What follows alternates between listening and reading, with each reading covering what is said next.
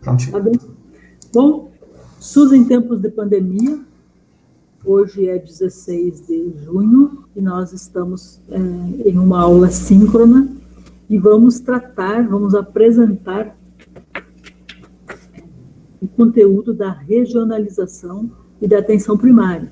Esses dois temas são necessários para compreender, né, e para receber os nossos convidados nas próximas aulas. Então, no percurso da nossa disciplina, está no Moodle, conferi agora, vocês tiveram no início da disciplina, né, uma oferta, uma discussão sobre o SUS. Nós estamos considerando aqui que essa turma felizmente, é uma turma bastante heterogênea.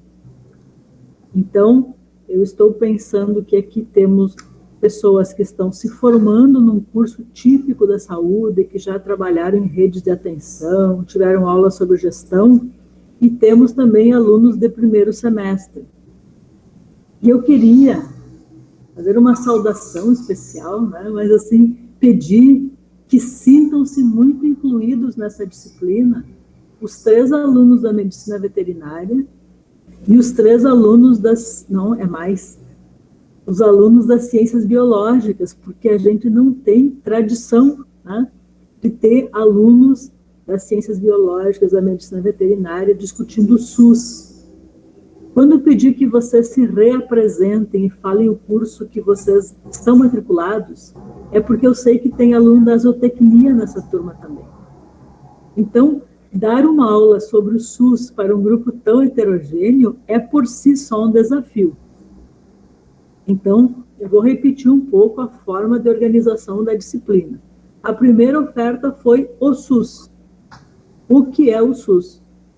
Aí vocês foram convidadas a ler o artigo 196 da Constituição e depois o 197, 198, 99 e 200, né, que é onde está o arcabouço legal do SUS. Para entender o SUS, precisa voltar um pouquinho no tempo. Então, aí assistimos o Jair Nilson falando sobre o movimento da reforma sanitária. Nos últimos 40 anos, nós migramos no Brasil, de um modelo apartado, de um modelo que separou prevenção e assistência médica hospitalar para um modelo de sistema nacional único. Eu acho que já falei, mas vou reforçar. Quando nós falamos que no Brasil tem o SUS, a primeira pergunta de quem não é brasileiro é por que é SUS e não SNS? Não é um sistema nacional, mas é um sistema único. E a nossa resposta, né, precisa ser clara. É porque no Brasil haviam 2 sistemas que concorriam entre si e que estavam vinculados a 2 ministérios diferentes. A saúde fazia ações de promoção e enfrentamento de doenças infecto-contagiosas, e vacinação e vigilância, e a Previdência era responsável pela assistência médica, hospitalar, depois odontológica também, das pessoas que tinham previdência, dos trabalhadores e seus dependentes. Então, o processo da reforma sanitária brasileiro não é um processo isolado no mundo. Nós temos referências. Principal referência histórica, né, é lá o relatório Dawson. Quem fez alguma disciplina conosco já viu isso, que lá na Inglaterra, em 1920, ou seja, quando o mundo se preparava para enfrentar os efeitos do pós-guerra, um médico de atenção primária, um médico de família, né, pensou o seu território, localizou os hospitais, os postos de saúde e disse que era bom trabalhar em rede, que essa rede devia interligar postos de saúde, unidades secundárias e hospitais. Essa ideia foi um pouco esquecida, né?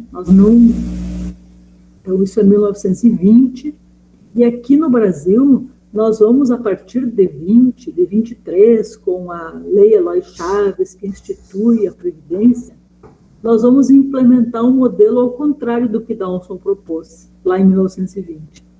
O nosso modelo vai separar as ações e não vai trabalhar com a perspectiva de rede, tá bem? Então, até o SUS, o município, o lugar que vocês estão vivendo, que vocês já foram convidados e convidadas a caracterizar um pouco, o município era apenas o endereço dos serviços de saúde, ou de médicos e dentistas credenciados. Quem era o credenciado? O sujeito que atendia no seu consultório, mas ele estava autorizado a realizar e a cobrar alguns procedimentos.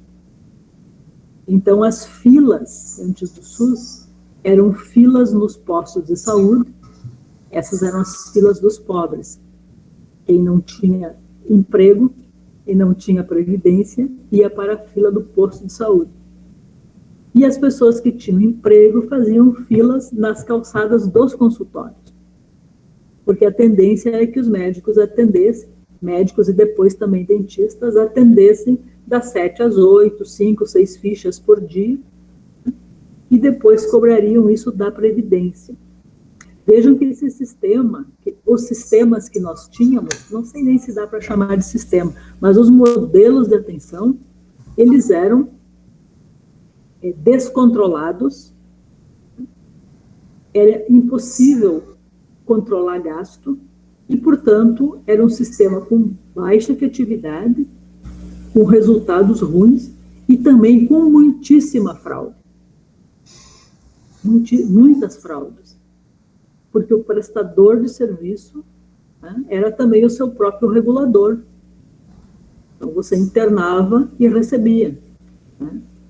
Ao mesmo tempo, você, então, recebia de quem tinha dinheiro, de quem, né, e fazia caridade no atendimento aos pobres. Essa é a lógica dos hospitais filantrópicos. Isso já falamos, né? Estou retomando um pouco. Então, o que acontece com o SUS?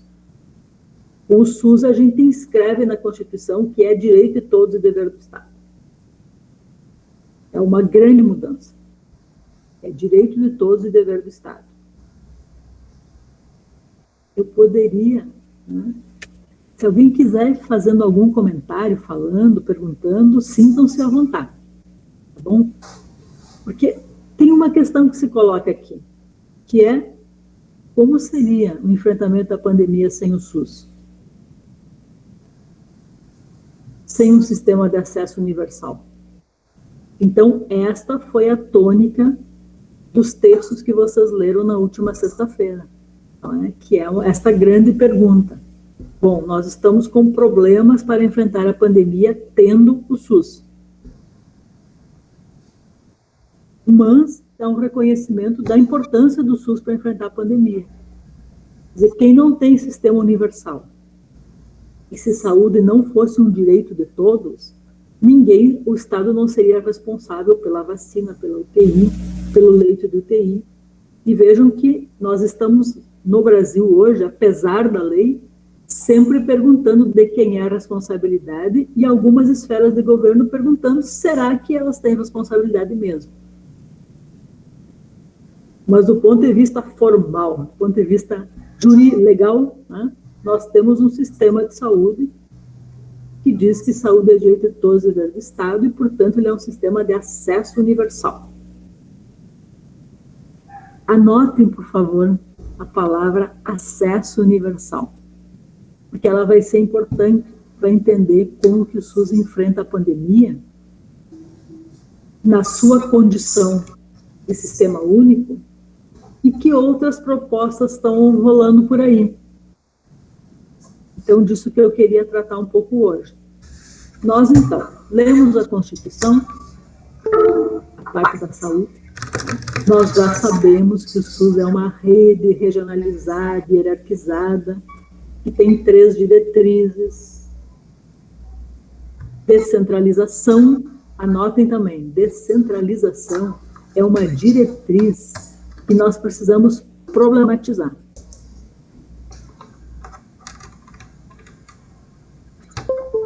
Eu estava acompanhando o rádio hoje de manhã. Tem uma notícia interessante para os gaúchos.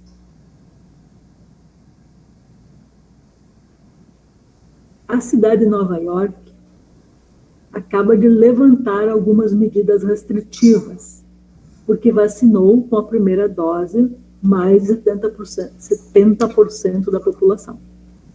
Aqui no Rio Grande do Sul, algumas cidades, uma cidade pelo menos, também já fez isso. Quem é da região norte é o município de Tiradentes do Sul. Acho que é Tiradentes do Sul. Só que essa nossa cidade, que já vacinou 70%, ela tem 1.000 habitantes. Tá, gente? 1.000 habitantes. Então, quando falamos que o SUS é descentralizado, com direção única em cada esfera de governo, nós não podemos desconsiderar que houve, especialmente a partir dos anos 80, né, houve um processo acelerado de emancipações.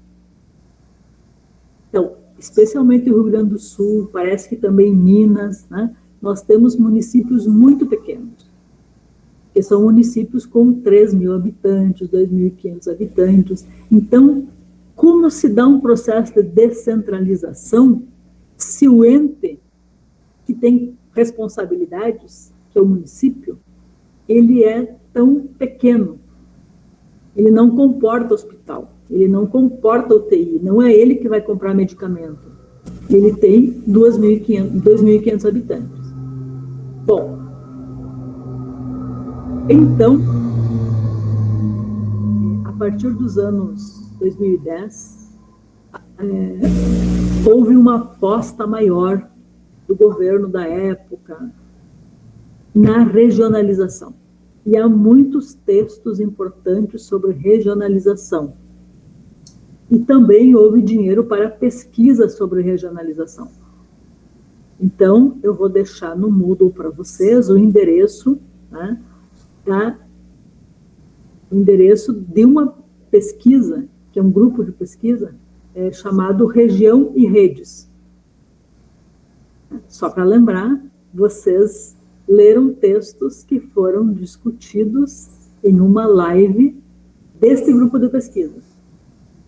Então, quando nós discutimos como o SUS enfrenta a pandemia, nós precisamos olhar para as diretrizes. Descentralização, como está o processo de descentralização? Atendimento integral. É possível garantir atendimento integral? É possível. Como garantir atendimento integral? Numa situação que exige vigilância sanitária, que exige vacina, que exige isolamento, que exige muita vigilância e que exige muita capacidade de cuidado, porque é uma doença que agudiza, que exige UTI, exige tratamento intensivo e que exige atendimento continuado, porque é uma doença sequelante. Então, a atenção básica no Brasil vai precisar contratar outras ações. E vocês serão as pessoas que vão atender as sequelas da pandemia. Hoje, pensando a aula de vocês se deram por conta? Enfermeiros, fisioterapeutas, terapeutas ocupacionais, biólogos, médicos, nutricionistas, zootecnistas, médico veterinário. Quer dizer, como vai ser a composição do trabalho em equipe e como vai ser a rede de atenção que vocês vão tecer, que vocês vão criar, né? Mas, mais do que isso, que vocês vão encontrar. Em que serviços vocês vão trabalhar? Né? No enfrentamento à pandemia, que bom. Enfrentamento à pandemia não é só este momento da pandemia. Vocês enfrentarão, provavelmente, até a aposentadoria de vocês, enfrentarão efeitos da pandemia de Covid, porque trabalharão com pessoas que somam-se agora aos outros grupos que nós acompanhamos na atenção básica, diabéticos, hipertensos, né? fazer um parênteses sobre a notícia de hoje. Velhice não é doença, tá? Eu já estou entrando para essa faixa aí de que, né, da tal da terceira idade. E aí tem uma discussão hoje, né? Está na Organização Mundial de Saúde sobre um CID, né, tratando velhice como uma doença. Podemos voltar a essa discussão com a Mona Lisa em algum momento. Bom, quando nós problematizamos a descentralização, passamos a produzir um farto material e um bom material sobre regionalização.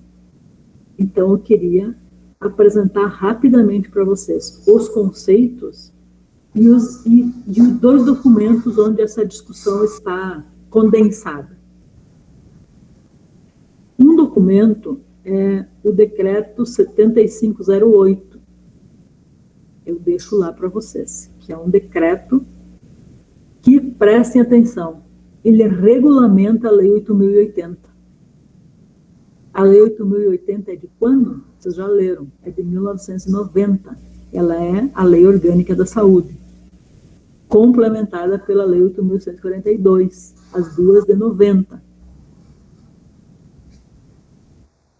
Que negócio é esse? De que 31 anos depois, é isso? 90, lá em 2011, foi a presidenta Dilma que assina um decreto que regulamenta a Lei 8.080. Olhem esse decreto, por dois motivos. Que ele está em vigor, porque é um decreto, e porque ele traz conceitos importantes para nós nesse momento.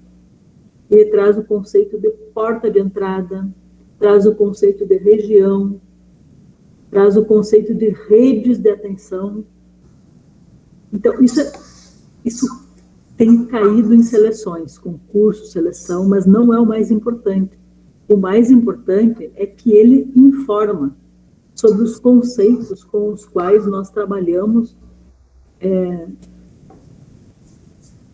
para o desenho das redes de atenção do Sistema Único de Saúde. Eu quero também fazer uma referência a uma portaria, que é a portaria da RAS, que é de 2010. A portaria 4279.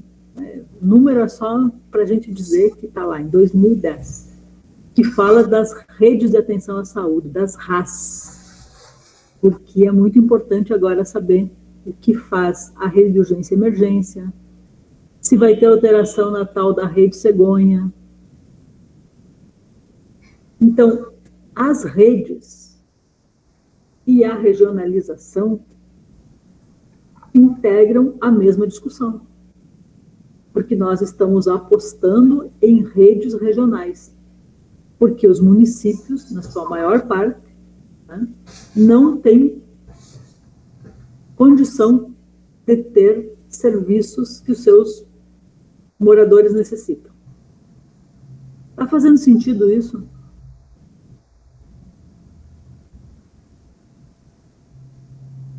Sim. Eu vou... Bento, por favor, daqui a pouco você comenta, que daí dá melhora a capacidade de diálogo aqui com o grupo, quando o Bento entra na conversa. Mas quero dizer que o que eu estou falando é simples. Hoje também falaram no município chamado União da Serra. União da Serra é na Coordenadoria Regional de Caxias do Sul, um município que fica entre Caxias, Passo Fundo, Serafina Correia, Marau, aquela região ali, emancipou de Guaporé. Esse município tem 1.800 moradores.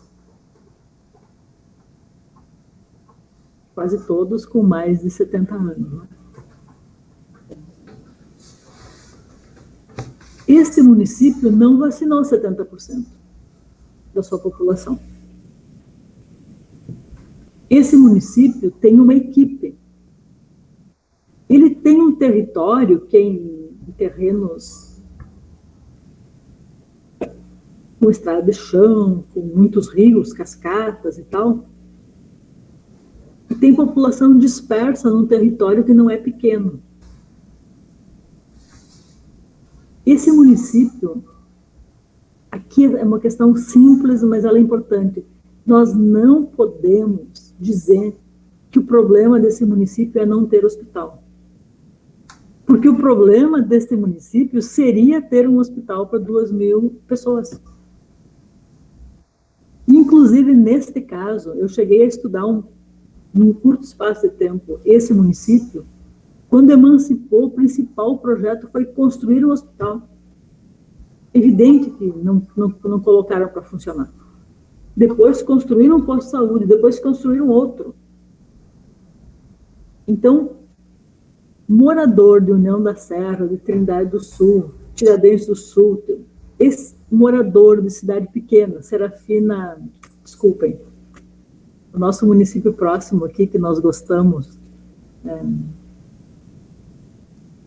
próximo a Camobi aqui, nós temos um município pequeno. Silveira? Silveira Martins, né?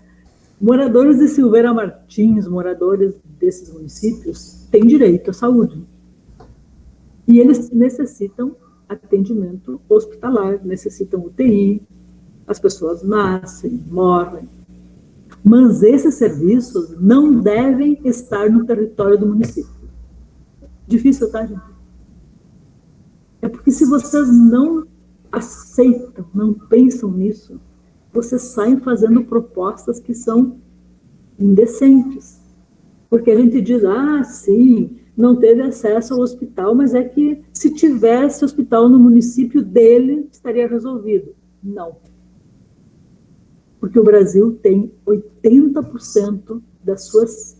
Desculpem, no Brasil, 80% dos municípios têm menos de 10.000 habitantes. Então, nós não podemos pensar que os municípios brasileiros serão o endereço dos serviços que eles necessitam. Embora a Constituição, né, mesmo assim, a Constituição diz que é esse município que faz a direção do SUS no seu território. Isso não é simples. Por isso, a importância de trabalharmos o espaço da região.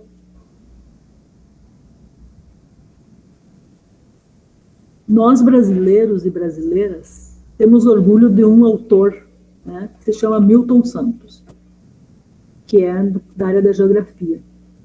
Então, Milton Santos conceitua a região e ele diz que a região deve ser o lugar da reitoria, o espaço de reger, o espaço de uma autonomia.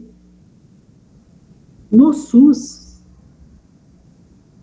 nós valorizamos muito o que chamamos de alta complexidade.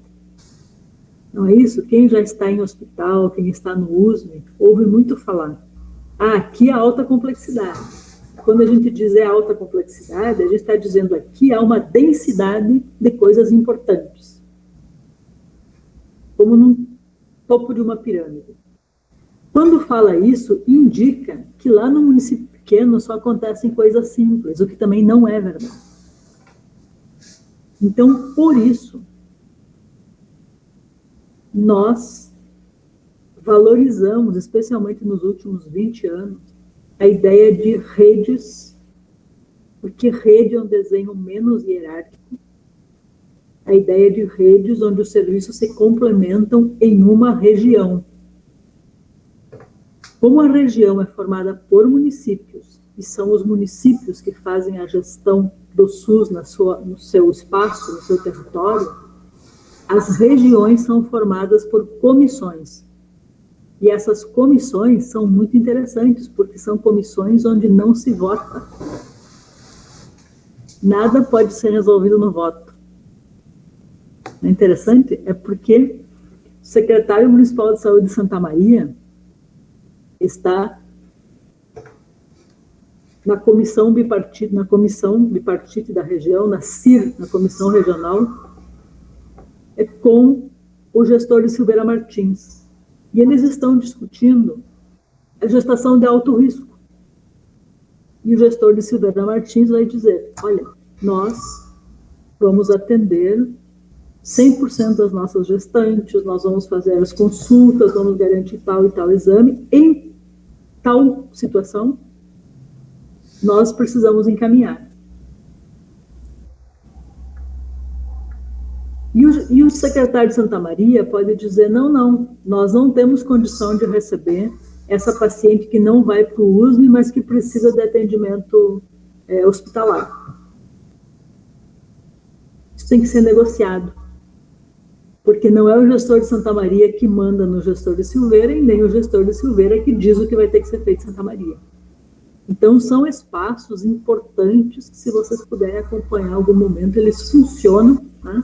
E eles vão regulando os fluxos de atendimento, de atenção nas regiões de saúde. O Brasil, então, organizou, a partir desse decreto, organizou 400 e poucas regiões, é demais. Então, vou dando pistas para o trabalho prático. Em que região de saúde vocês estão? E já vou dizer que essa pesquisa Região e Redes ajudou a resolver esse problema, porque a gente entra lá, encontra o nosso município dentro da nossa região, dentro do nosso estado, e já pode acessar indicadores. Bom, então é da maior importância região de saúde para enfrentar esse novo desafio, que é o desafio da vigilância, alunos da medicina veterinária, alunos da biologia. Nós, historicamente, falamos menos da vigilância do que estamos falando agora. Mas quando falamos em vigilância, as prefeituras, isoladamente, não conseguem contratar médico-veterinário, zootecnista, biólogo. Elas estão contratando, assim, um médico, um enfermeiro, um agente comunitário de saúde, mais alguma profissão, tipo um psicólogo, um assistente social. A partir disso, ela precisa ir para a região. Aí nós geramos algumas alternativas complicadas. Uma delas se chama consórcio. Se vocês são de regiões de São Paulo, de regiões de Minas Gerais, e aqui do Rio Grande do Sul, da região de Santa Rosa, região de Juí, Santa Maria, regiões formadas por municípios pequenos criaram consórcios. Esses consórcios são entes que são públicos, mas eles assumem uma característica de privado. Então, os consórcios foram criados para fazer coletivamente, consorciadamente, aquilo que cada município não consegue fazer isoladamente. Por exemplo, podemos ter um médico veterinário na vigilância de um conjunto de 5 municípios. Ter um biólogo num projeto estratégico de preservação ou de vigilância em uma região, porque nenhum município isoladamente poderia ter ações de maior abrangência e de maior custo. Então, vocês já poderiam fazer esse exercício de localizar no site em que região vocês estão e brincar um pouquinho com os indicadores que eles organizaram lá. Além de todos os desafios que tivemos até agora, nós temos agora o desafio de enfrentar os efeitos da pandemia. Até agora, a partir da portaria do decreto, nós organizamos redes, e as redes foram temáticas. Essa é uma discussão que eu perdi. Na época, eu fazia uma consultoria para o Ministério da Saúde, e eu era mais Milton Santos, pensava redes nas regiões, articulação entre serviços, né? Mas o que venceu, e hoje eu concordo, né? Sempre tem problemas as soluções, mas o desenho que ficou foi o desenho de redes temáticas, rede cegonha, rede de urgência e emergência, a rede de pessoas com deficiência, atenção psicossocial. E essa ideia do atendimento aos crônicos, que ficou mais na intenção, mas sem uma rede. Não dá para ampliar muito o número de redes, senão a vida da gente fica muito complicada. Já pensaram vocês numa equipe de saúde trabalhando, agora estou na rede de urgência, agora estou na rede e tal. Não, para além das redes, há uma rede de serviços, em que a atenção básica se articula com o hospital. Eu gosto muito do relatório Downson, do informe Downson, porque o Downson não falou em rede temática lá em 1920 para enfrentar o efeito da guerra, ele falou em redes em territórios. Essa ideia é uma ideia muito interessante. Nós estamos, talvez a gente consiga trazer aqui para a sala de aula um senador para falar da CPI. E o senador que nós estamos tentando trazer foi também secretário estadual lá em Sergipe. E foi secretário em Aracaju. Ele é doutor em saúde coletiva, é médico, e o Rogério foi uma pessoa que, a partir da experiência de Aracaju e Sergipe, fez as principais contribuições para a proposta de redes. Então, nós teremos mais uma rede, provavelmente, se o SUS conseguir, que eu quero muito que dê, conseguir dar resposta, como vem dando a outros problemas. Bom, a partir, então, da portaria, essa discussão da regionalização, das regiões, né? Nós temos um desenho e também temos outras disputas. Em 2019, um pouquinho antes do início da pandemia, hoje que eu me dei por conta, 2019, um dia nós saí de casa para dar aula, me preparar para a aula e tal, e encontrei um documento do Banco Mundial, e é um famoso esse documento. O Banco Mundial faz um diagnóstico do SUS e propõe melhorias. Esse documento está em banho-maria, assim, veio a pandemia, paramos de falar nele, mas o Banco Mundial faz um diagnóstico de que a atenção primária no Brasil é ótima e funciona muito bem. Que a atenção primária no Brasil é mais eficiente que os serviços de maior complexidade. Ao mesmo tempo, o Brasil conseguiu construir um sistema universal. Isso é muito importante. Tem tais e tais problemas. Paradoxalmente, contraditoriamente, eles propõem privatizar o sistema. Então, isso foi em 2019, quando nos chegou. Foi um pouquinho antes, foi antes da eleição, desculpem, foi 2018. Aí, esse documento chega, tem um processo eleitoral e tem o novo governo aí que assume em 2019, e esse documento vai sendo discutido nas câmaras do Senado, nas câmaras técnicas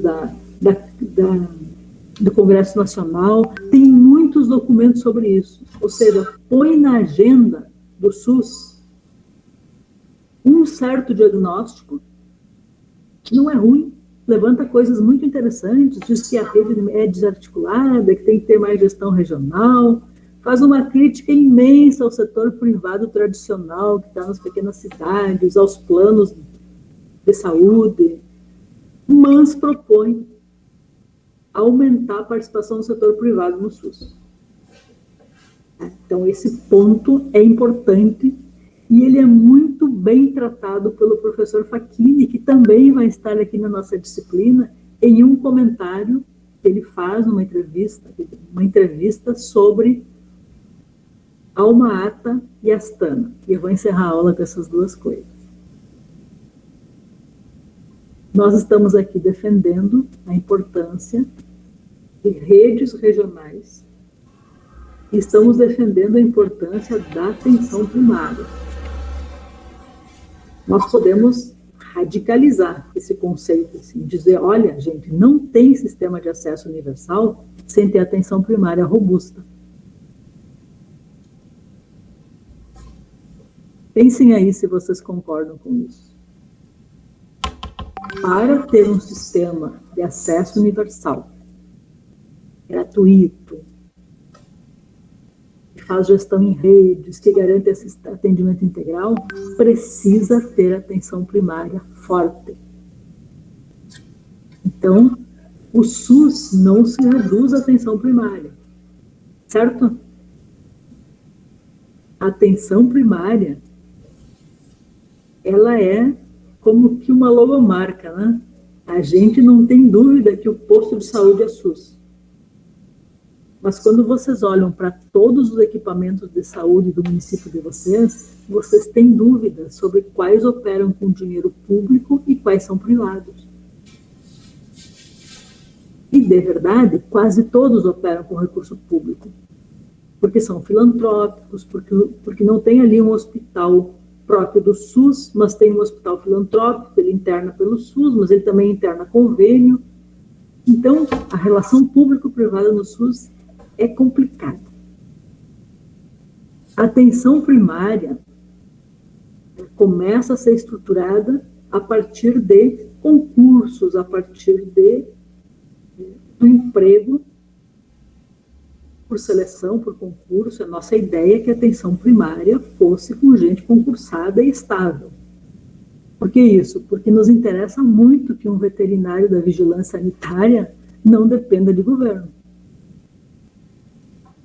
Ou que o enfermeiro que faz notificação lá de situações de saúde da população não dependa do governo. Que o médico que está disposto a proteger as pessoas do excesso de intervenções e de medicalização não dependa de governo. Agora, o que aconteceu de verdade é que nós desenvolvemos muitas estratégias para não fazer concurso. O consórcio é uma delas, né? Os municípios de uma região de saúde criaram consórcios. Alguém pediu para eu repetir um pouco, estou fazendo isso. Criaram consórcios. Consórcios Boa Vista do Buricá, 3 de Maio, Santa Rosa, uma região, Alecrim, Porto Xavier, tem alguém aqui de Santo Cristo, que eu sei, esses municípios todos são pequenos, eles estão num consórcio chamado Consórcio Distrital da região da Grande Santa Rosa. Isso é a região noroeste do estado do Rio Grande do Sul, já fronteira. Esse consórcio era para fazer aquilo que os municípios individualmente não conseguem fazer.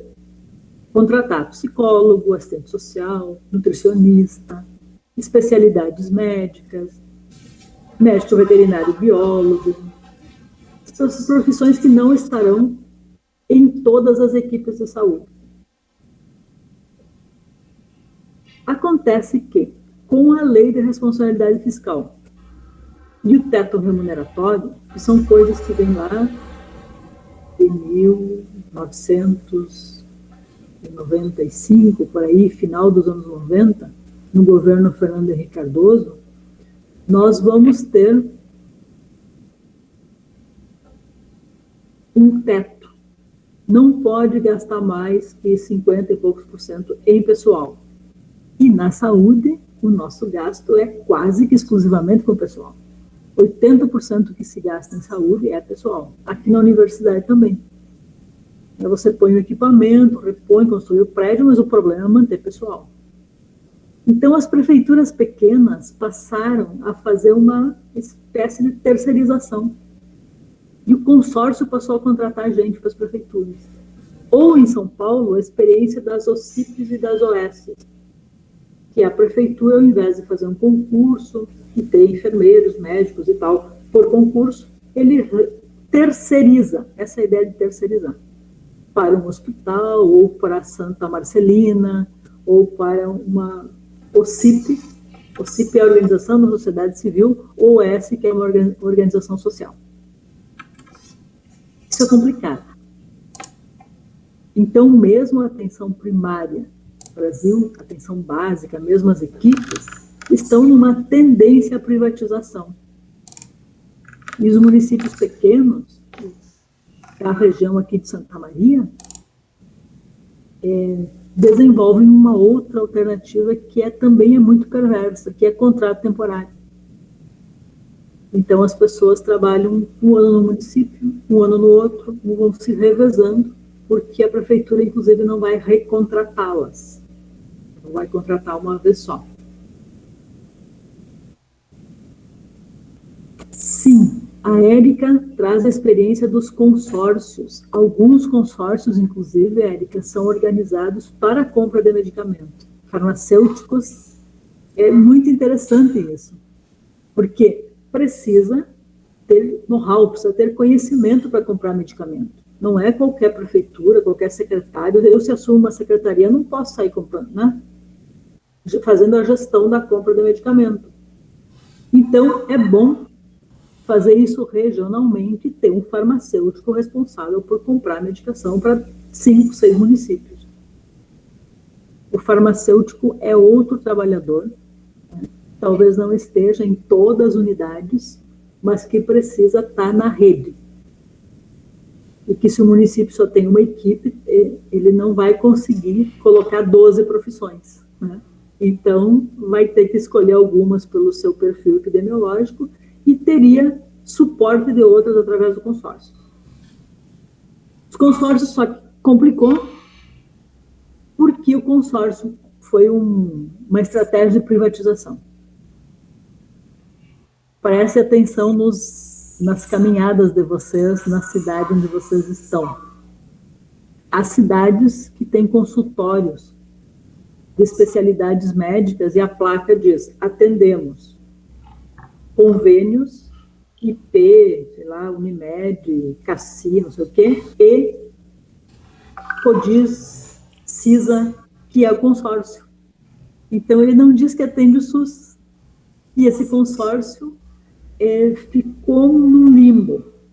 O limbo precisa consulta com neurologista. Ah, mas a consulta é tanto. Então, a prefeitura paga isso via consórcio. E o consórcio negocia 500 consultas de neurologista por mês. E vai distribuindo, ajeitando entre os municípios. É uma gestão paralela do SUS. Essa gestão deveria ser feita pela Coordenadoria Regional de Saúde.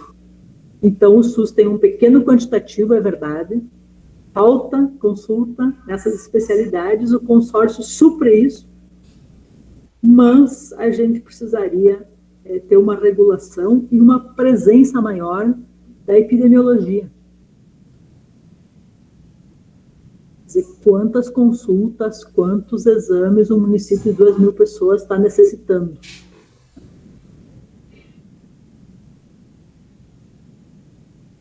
Então,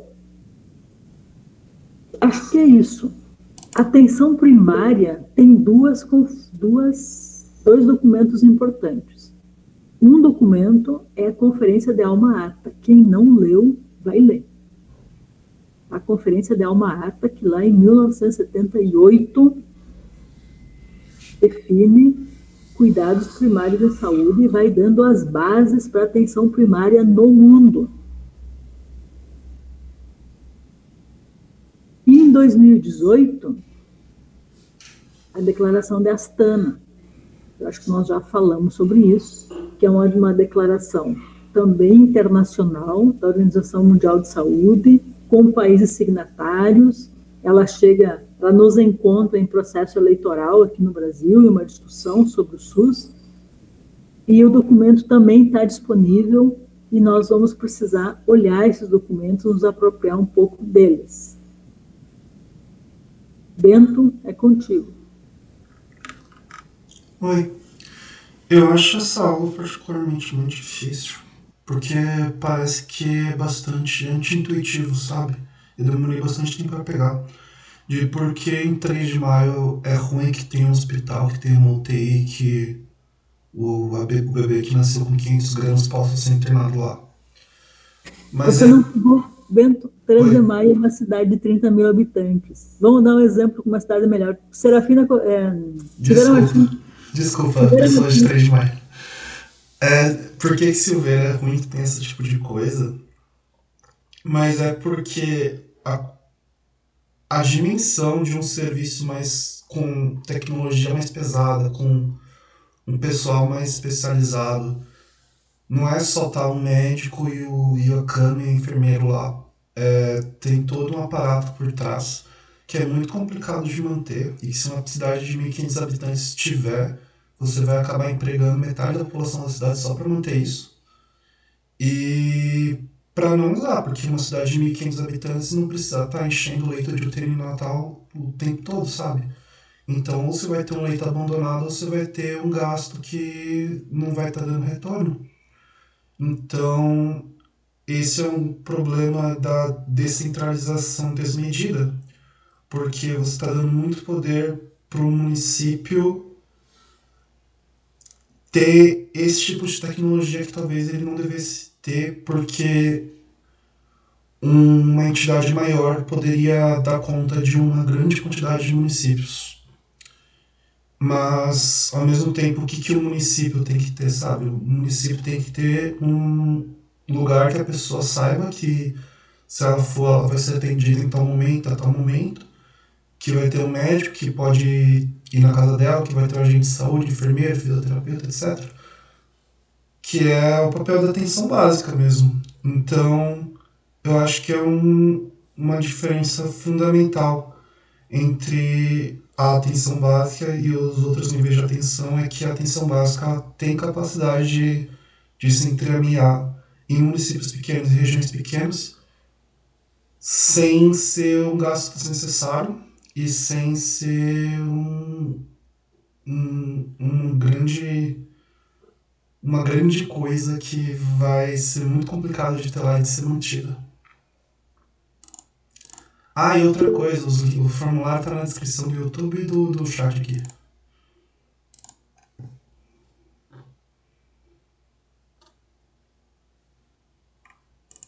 A senhora está mutada. A senhora está mutada. Alguém se anima? Alguém quer falar?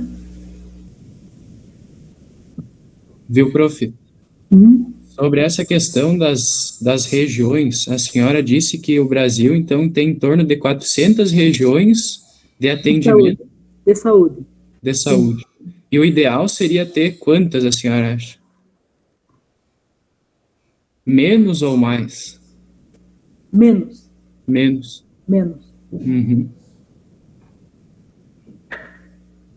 Isso garantiria daí um atendimento nessa parte da tecnologia, que nem o Bento falou, sobre essa parte toda, então, de não deixar uma estrutura muito especializada sem uso. Uhum. Nossa, obrigada, Matheus, e obrigada, Bento, porque, gente, isso aqui é da maior importância. Eu, faz muito tempo, estava dando aula num curso de pós-graduação e um aluno chegou atrasado. Era um médico de uma cidade pequena, e ele disse, gente, eu cheguei atrasado, bem assim mesmo, um gaúcho, né? Eu cheguei atrasado porque nós encontramos um acidente grave. E esse acidente era exatamente no trevo de uma cidade pequena. E aí ele disse, não tinha SAMU na época. Não tinha SAMU, imaginem. Mas aí, se a cidade tivesse uma UTI, Não dá para pensar assim, porque se a cidade com 4 mil habitantes tivesse uma UTI, ela estaria às moscas. Uma boa UTI, ela tem que estar funcionando, ter uma equipe com... Os portugueses falam termão. Termão é ter uma equipe experiente que saiba o trabalho daquele lugar e precisa ter espaço para entrada de gente. Uma UTI que está lotada, que está sempre lotada, ela não garante acesso. E uma UTI que não tem paciente também não garante acesso. O Bento já tratou disso, mas é desta praticidade esse exemplo. Nós não podemos ter como ideal uma rede que tenha equipamentos com maior concentração tecnológica, com maior concentração de equipamentos, né? E equipamentos UTI, espaços que sirvam para atender situações mais raras, não podem estar em cidades pequenas, a não ser que a cidade sirva de referência para uma região. É possível isso. Você tem uma estrutura numa cidade, ela está no centro de uma região, ali pode ter um serviço, mas ele tem que ser regional. Porque para manter uma UTI funcionando, eu preciso ter uma população de 500 mil habitantes. Senão eu vou ter uma UTI muito precária, muito pequena, e começo a abrir mão do enfermeiro com formação, do médico com formação, e começo a ter um serviço que não vale a pena ter ele como referência. Então, regionalização para nós brasileiros é uma questão muito importante. Muito importante. Nós precisamos permanentemente desenhar as redes de atenção, porque elas vão mudando, né? A necessidade vai mudando. Olha, a pandemia faz um impacto na nossa rede que ela vai precisar se reestruturar. Não é só voltar para a situação inicial, né? Quem trabalha com o conceito de resiliência, e nós gostamos de trabalhar com esse conceito para falar de redes. A resiliência é a capacidade de absorver o impacto e voltar a uma situação inicial. Mas nunca é a situação inicial. É uma outra situação. É assim também com as redes de cuidado. A atenção primária tem uma grande... é muito afetada pela pandemia. O trabalho em saúde é muito afetado pela pandemia.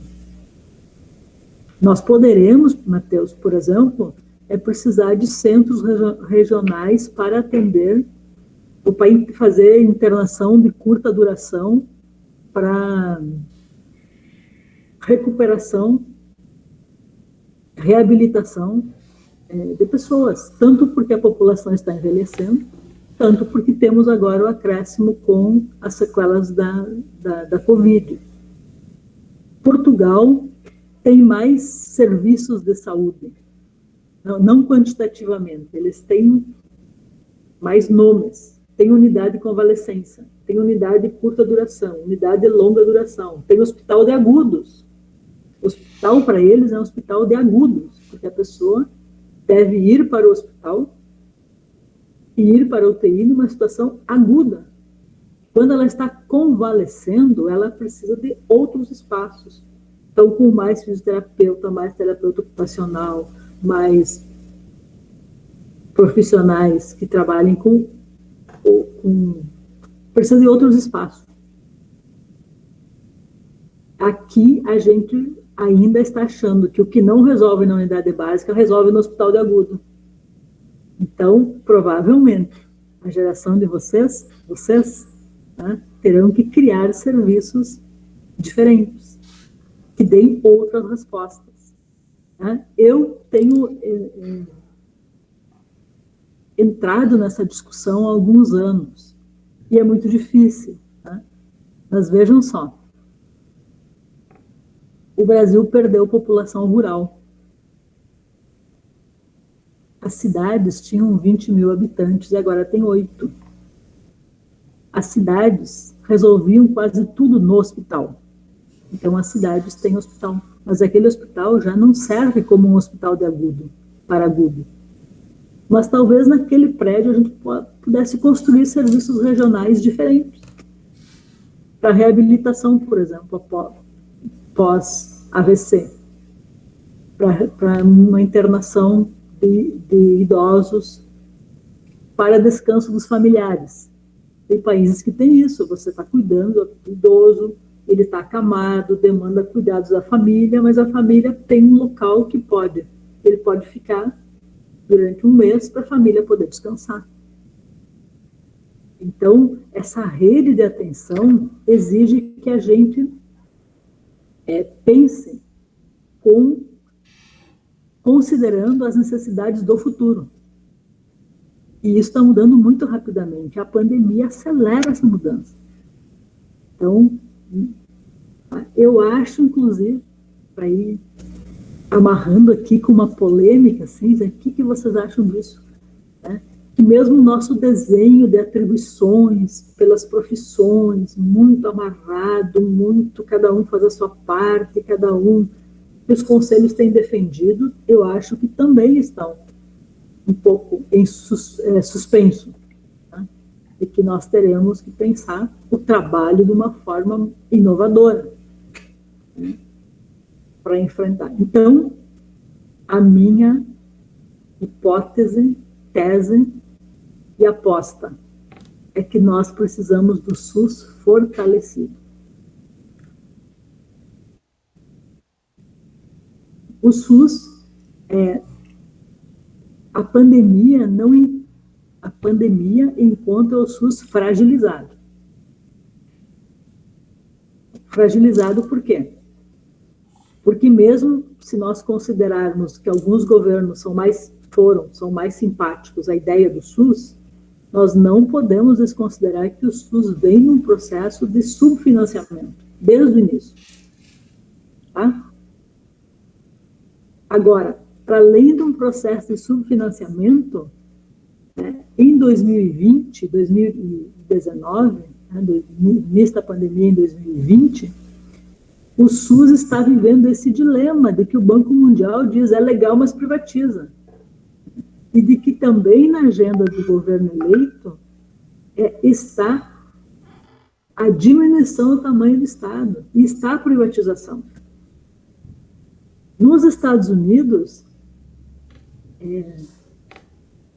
o governo americano, nas suas duas versões, né, também viveu essa crise e respondeu de jeitos diferentes. O primeiro presidente disse, nós vamos seguir a nossa cartilha, que é a cartilha do privado, eles não têm um sistema único de saúde como nós temos, eles não têm um compromisso, né, não têm acesso universal. Na sequência, eles estão desenvolvendo políticas públicas inspiradas em sistemas universais, como garantir vacina para todo mundo, se bem que os americanos têm recebido contas em casa. E, infelizmente, algumas famílias brasileiras também têm recebido contas em casa, que são contas catastróficas, né? Já falamos disso. Alguém levantou a mão e agora eu perdi aqui do meu campo. Por favor, quem pediu a palavra pode se manifestar.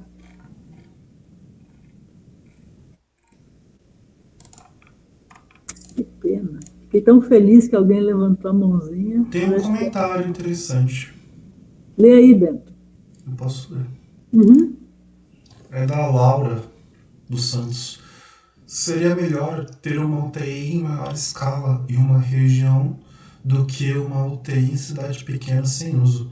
Este seria o objetivo de muitos hospitais, serem referência em uma determinada especialidade médica, destinar recursos tecnológicos para um único centro?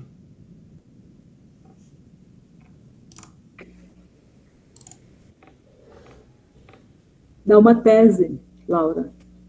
Obrigada, sim, mas é bem interessante e complexo o que tu estás dizendo. Vamos lá. A palavra escala, inclusive, é usada. Né? Um autor importante para o campo aí da organização, das redes, é o professor Eugênio Vilaça Mendes, que é de Minas, é um mineiro. E ele fala em escala e escopo. Inclusive, ele foi o primeiro autor a defender o fechamento dos pequenos hospitais. E ele chama pequeno hospital menos de 50 leitos. Porque para a nossa região aqui, 50 leitos já é um hospital que não é tão pequeno. Então, por que isso? Porque você não tem ganho de escala, compra mal, né? Faz escalas de pessoal mal feitas, não consegue os profissionais que precisam. Então, essa escala, ela é também geográfica. Quanto mais raro o serviço, mais população eu preciso. Esse conceito, inclusive, é difícil. Eu sou uma das pessoas que tentou inventar um conceito para resolver isso. Eu falei em serviços de utilização menos frequente, que é, algumas pessoas não vão utilizar o TI nunca na vida, mas todas as pessoas vão utilizar a atenção primária. Todos nós utilizamos os postos de saúde. A UTI é um evento raro. Então, aquele equipamento que atende o evento raro, ele precisa ser mais centralizado. Então, por isso, nós não podemos fazer um juízo de valor do tipo, descentralizar é bom e centralizar é ruim. Não, nós temos que ter inteligência suficiente para trabalhar com o paradoxo que é o que descentralizar e o que centralizar. A tua segunda pergunta é ainda mais difícil, né? E eu vou te responder com a minha experiência com as visitas técnicas e tal, com Portugal, porque tem esse tipo de modelo mais avançado. E lá eles fizeram assim, eles constituíram hospitais, unidades de convalescença especializados. A primeira pergunta de uma brasileira que conhece o SUS, né, e que vinha trabalhando com redes, foi perguntar, mas então, se a pessoa mora no Alentejo, que é um extremo de Portugal, e o hospital especializado, a unidade de convalescença especializada, né, que tem fisioterapeutas especializados em reabilitação pulmonar, está lá no Porto, é para lá que vocês mandam esse paciente? Sim. E se por acaso a esposa dele também precisar de uma unidade de convalescença, mas o problema dela for reabilitação na área da fisioterapia do trauma, e essa unidade estiver em Lisboa, é para lá que ela vai? Sim, é para lá que ela vai. 5 anos depois, eu voltei lá para atualizar um pouco esse desenho, né, do que eles estavam fazendo, e eles estavam revendo isso, Laura. Que é o que tu estás dizendo. Aqui na região de Santa Maria também, né, tentaram fazer isso. Que é, já que o meu hospital não vai fazer cirurgia, não vai fazer parto, porque é com essa radicalidade, né? Eu não concordo com isso tudo. Mas assim, como São Pedro do Sul não vai mais ter bloco cirúrgico, então vamos criar uma unidade de oftalmo. Acho que esse não é, o exemplo está errado, mas como exemplo serve. Então fecha um hospital e cria ali uma unidade para a região toda. Mas aí você vai ter oftalmo numa cidade, neuro na outra, cirurgia não sei o que na outra. Isto não pode ser feito a toque de caixa, nem estimulado exclusivamente por emenda parlamentar. Não é? Tem uma inteligência aqui de como os serviços vão ser localizados no território, aproveitando o que tem de estrutura, considerando os interesses que não são ilegítimos, mas também considerando a complementariedade da rede de cuidados. Essa função da rede, ser uma rede de cuidado. Então, se fragmenta muito, você pode deixar um exame necessário para 2 áreas, daí num terceiro endereço, e aí você, de novo, fica colocando pessoas em ambulatório, em ambulâncias, em carros, para buscar o exame num lugar, a internação no outro. Então, é muito delicado isso, tá, gente? É delicado, assim, é importante, precisa uma concepção de região Por isso a palavra governança ou concertação. Eu gosto mais de concertação, que localizar equipamentos, decidir o que vai ser feito e o que não vai ser feito, não pode ser feito de forma a estimular a competição entre as cidades, mas sim a complementariedade. Então, nós precisamos ter cuidado com dinheiro para construir UTI, dinheiro para bloco cirúrgico, recurso para UTI neonatal. Precisa ter um processo de reitoria, tá? Ou de concertação, ou de governança regional. Governança é um termo que o Banco Mundial gosta muito, porque eles usam muito para dizer que o Estado, né, faz a gestão de entes privados e públicos. A gente pode gostar ou não dessa ideia, mas a gente tem que trabalhar com ela. Nós não podemos trabalhar com a ideia de que só teremos pessoas concursadas, né, na saúde e pessoas dentro de um regime único. Há opções que são ruins, que são... Eu ia usar outras expressões, mas há alternativas que se mostraram ruins, as OS, as OCIPs. Há tentativas de fazer com que isso não seja tão ruim, né? Que são as fundações, ou que é a ideia da IBSER, que você mantém a ideia do público, faz a seleção, né? SLT, mas tem um regramento que é público. E você não depende do governo, nenhum governo pode demitir o enfermeiro da IBSER. Isso é importante. Porque na cidade pequena, que o contrato é provisório, e que o contrato é feito pelo hospital, a pessoa ganha eleição e se sente no direito de trocar a equipe. E aí vai por terra, vai água abaixo, toda a nossa ideia de vincular pessoas a uma equipe. Porque a grande diferença, né, dos sistemas que têm atenção básica forte é que eles acompanham as pessoas no tempo. Portanto, eles protegem, inclusive, de procedimentos desnecessários. Tá? Eu queria que a gente ficasse com essa ideia de que uma atenção básica robusta, ela é porta de entrada. Portanto, ela é quem coordena as redes. Isso não é uma coisa tranquila. Vocês imaginaram que o paciente que está internado para uma cirurgia vascular aqui no USM, tem uma equipe lá fora do USM que cuida dele e que vai continuar cuidando dele depois. E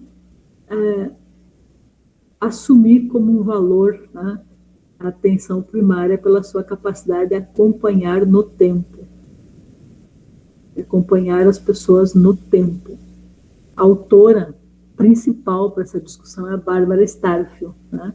E aqui no Brasil, uma referência muito importante é o nosso querido professor Facchini, que vai estar conosco dia 16 ou 17 de julho. Então, na nova sequência aí, que a gente, acho que agora está pronta, né? Vocês vão receber um cronograma com aulas que estarão em negrito e aulas que estarão sem negrito. As que estão em negrito estão confirmadas. Mas sempre é possível ter uma situação como a de hoje. Que o convidado não pode vir e nós temos sempre um plano B, um jeito de encaminhar, porque temos aulas que nós queremos desenvolver e que nós podemos alterar o sequenciamento.